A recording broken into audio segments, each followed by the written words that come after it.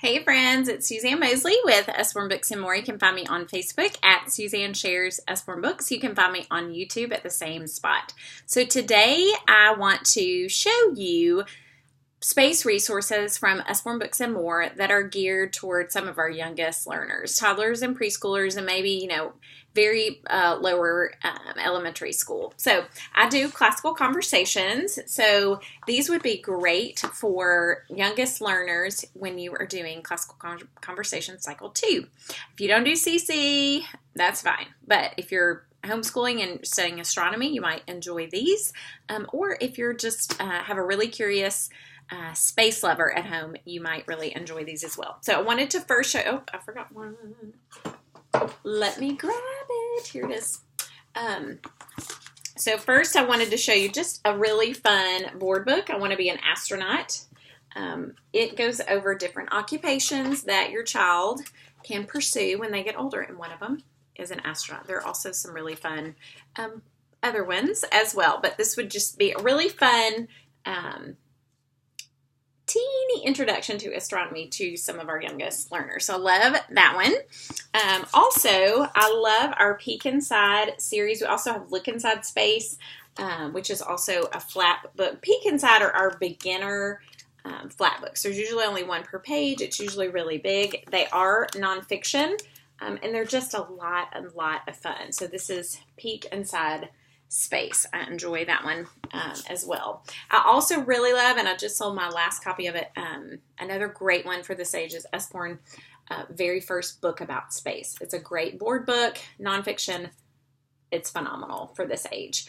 We also have nonfiction science, very first, Lift the Flap, very first question and answers, what are stars? We have a brand new one that just came out on Friday, what is the moon? And then in the same series, what makes the sun shine? So again, all good resources for astronomy lovers. And this is how this series works. There are questions and then the answer. So what are stars? Stars are shapes with 5 or more points. I'm a star. And I'm a star. So you go throughout the book and there are different questions. Can I visit a star? No, definitely not.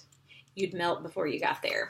So just some gentle introductory questions about stars, and the same thing in the one about the moon, and as well as what makes the sun shine. So I really love the concept of these very first question and answer series.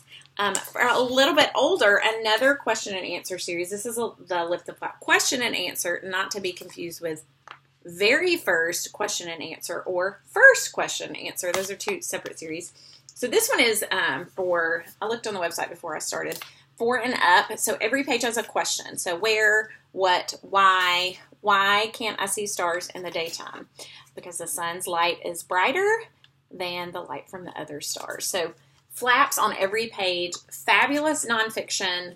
The illustrations are amazing. Great resource for kiddos who are just, they're chomping at the bit to learn some facts about space. I love that series. And then 2 really fun activity books about space.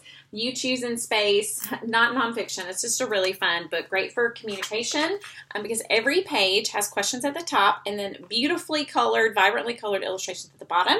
And they get to choose from the bottom their answers. So while you're on this planet, you'll need things to wear. Choose some shoes and clothes and how to style your hair. So they get to choose from this. So what I love about this, it helps children generate communication, generate language. If you have a child with speech delays, these are fabulous to just help them practice talking and get in and get that in, as well as if you have a really like a shy child who doesn't like to communicate a lot, this is a great way to just pull that out of him. I love that. And then finally, I love our Shine a Light series on the space station.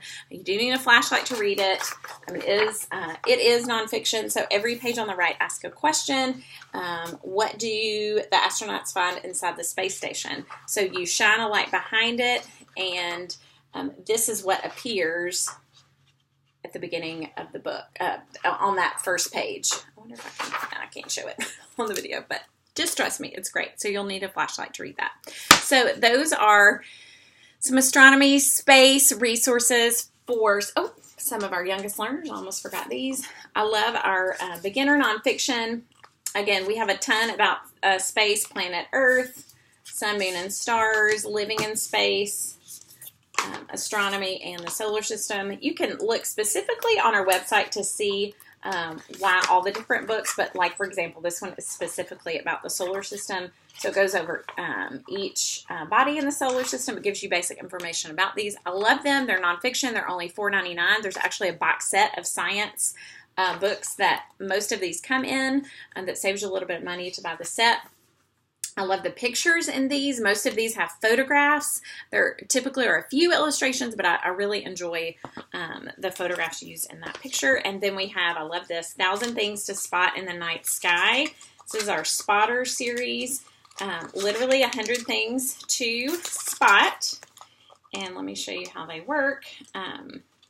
So like the first two, it talks about the moon, the phases of the moon, Ursa Major and Ursa Minor. So, you know, this would be something you could show to your child before you walk outside. Like, let's look at these pictures, go check the moon, and then come back in and figure out which one we saw.